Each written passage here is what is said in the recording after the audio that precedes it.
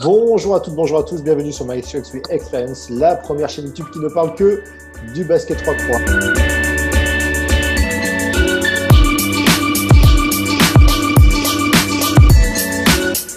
Alors aujourd'hui, je suis toujours pour la dernière fois avec Alex Vialaré. Bonjour Alex. Salut.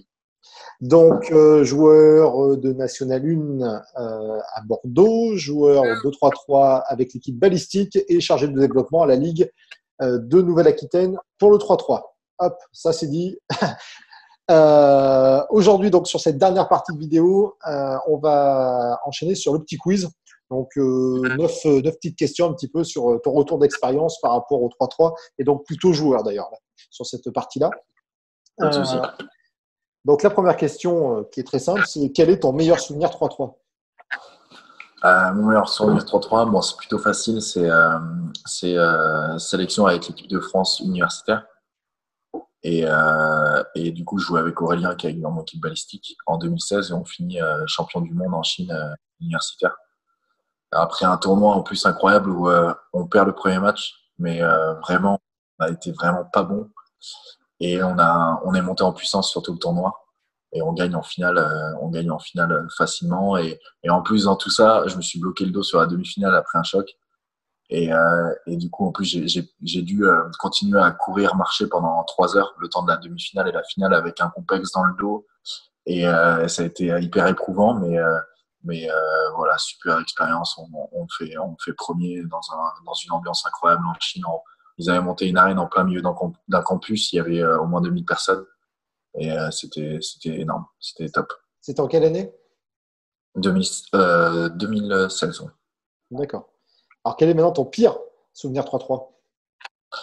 Mon pire souvenir, c'était avec Ballistique bon, c'est pas pire, mais c'était une grosse déception. On a fait un challenger à La Haye, en Hollande, et on perd en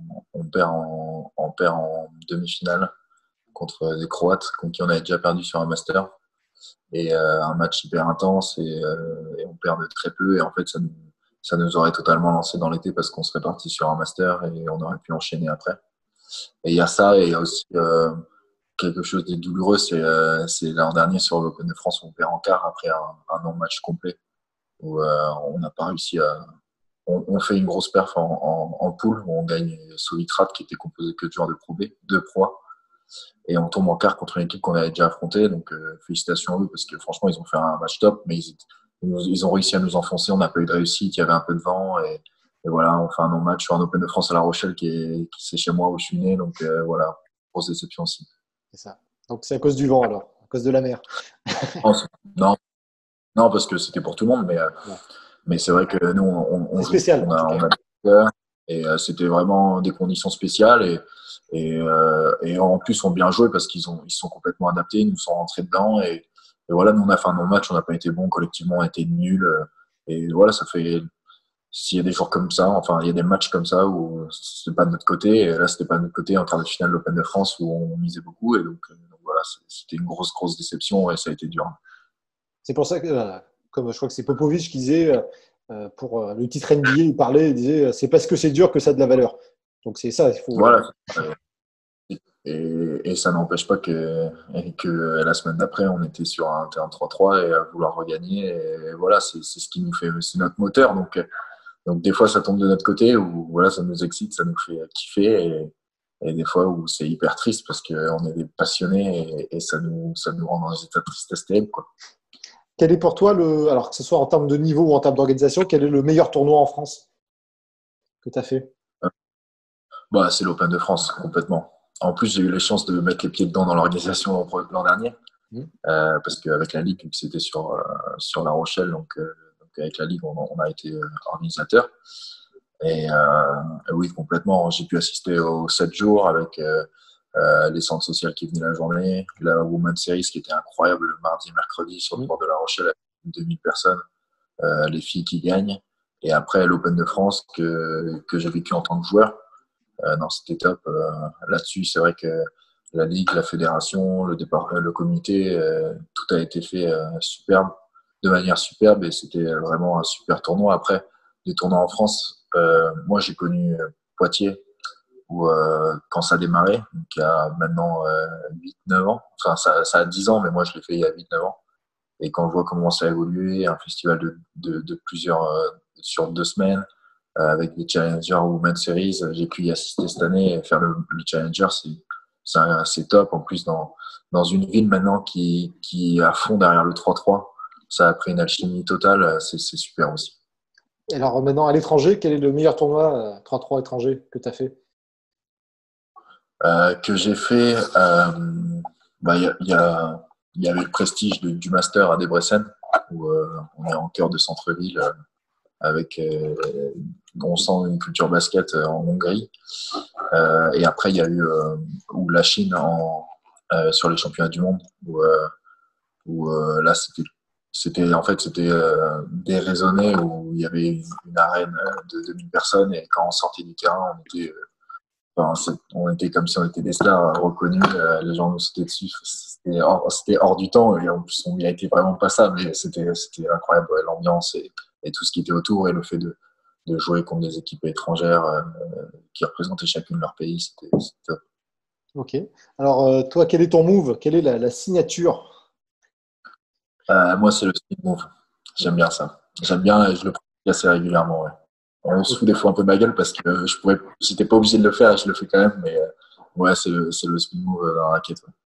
Ok. Et alors, quel est ton mouvement à travailler ou à progresser? Ouais, je peux dire la chose banale, ça serait le tir à 3 points. Enfin, tout le monde peut progresser là-dessus et je pense que je pourrais devenir encore plus fiable là-dessus. Après, je suis vraiment pas parfait, hein. Beaucoup de moves à travailler encore. Alors, quel est le meilleur joueur que tu as affronté?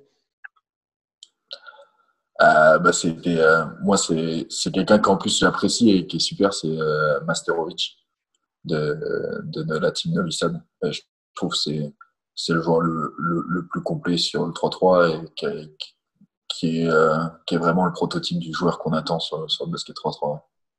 Grand, dur, shooter à 3 points, grand finisseur, intelligent. Enfin, je trouve que il a vraiment, moi quand on parle 3-3, ça me paraît comme le prototype de joueur Après, qui me parle.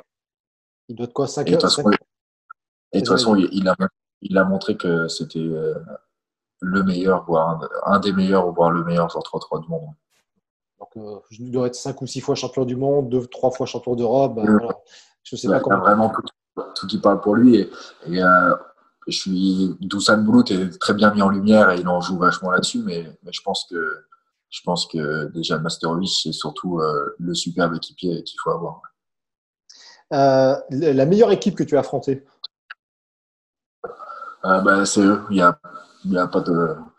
Là-dessus, il n'y a aucun problème. C'est Novi Sad. Après, j'aimerais bien affronter des équipes comme Harlem ou il y a beaucoup d'équipes que j'aimerais affronter. Mais là, pour l'instant, c'est Novi Sad où il y a 5 minutes. Et c'est souvent comme ça, les matchs qu'ils font, c'est 5 minutes où ils sont tranquilles, ils marchent. Enfin, tu as l'impression qu'ils marchent, mais ils sont sous contrôle. Et soit ça marche comme ça, et donc ils continuent à être sous contrôle tout le match. Et alors ils accélèrent, et là, je vois, on n'est pas les seuls, hein, parce qu'on l'a déjà vécu. Mais tu peux prendre la foudre, ils vont mettre 3 tirs à 3 points, ils jouent superment bien ensemble. Tu Et les as affrontés, tu les as affrontés je les ai quand? affrontés, ouais, Et le score final, c'est quoi? je les ai affrontés 3 fois. Et la première fois, c'était la plus marquante, c'était sur notre premier master, où on tombe sur le premier match, premier master, premier match, Novi Sad. Et je crois qu'à un moment donné, on est à 11-9 sur un temps mort, à 5 minutes de la fin, et on perd 21-11. Mais voilà, c'était une super expérience, et en plus, les gars sont top en dehors du terrain. Donc, non, c'était top. Et c'est vraiment ouais, l'équipe qui m'a marqué. Après, je pense que New York ou Princeton doivent pas être bons à prendre. Je les ai vus jouer sur Moscou. Mais maintenant, tu as différents types d'équipes. Tu as par exemple Umpolech, où tu les vois jouer, tu n'as pas envie de jouer contre eux, ou comme comment ils s'appellent avec ah, ils ont gagné le tournoi à Poitiers l'an dernier. J'ai un trou là. Des gros costauds. Gagarine, non? Non, pas, non, je sais pas, je me souviens plus qui a gagné. il y a différents types d'équipes. Il y a des plutôt costauds, solides, t'as pas envie de trop aller au contact avec eux. Et après, tu as des joueurs comme Novi Sad qui sont costauds, mais ils sont beaucoup plus malins dans leur approche. T'as Princeton qui est vachement complète comme équipe. Il y a plusieurs équipes, mais je pense que pour moi, la plus marquante, ça reste Novi Sad. Et de toute façon, ils sont dans l'histoire du sport déjà depuis quelques années. Alors, dernière question, quel est ton rêve 3-3?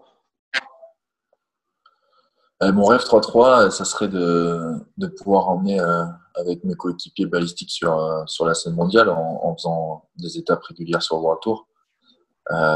Ensuite, ça serait la continuité de cette ligue pro dans laquelle on aimerait se lancer avec balistique aussi. Et enfin, j'ai plusieurs rêves du coup, tu as vu, hein, mais je pense que si le premier rêve arrive, le reste devrait fonctionner. Ça serait ensuite d'intégrer sur une compétition internationale l'équipe de France. Ok. Eh ben, bon courage pour tous ces rêves. Après, je vois que vous êtes plus des accomplissements que des rêves, mais c'est vrai que ça serait un véritable aboutissement et ça serait top. Ouais. En tout cas, il y a beaucoup de travail, il y a beaucoup de projets, donc c'est ça qui est intéressant. Et puis là, tu es bien occupé pendant 3-4 ans là, déjà avec tout ça. Ouais, on verra. Ouais. Bon, ben, Alex, merci d'avoir passé ces 4 vidéos avec moi. C'était avec grand plaisir en tout cas.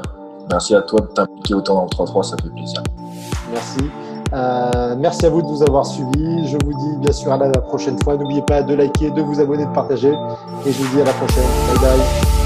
Salut.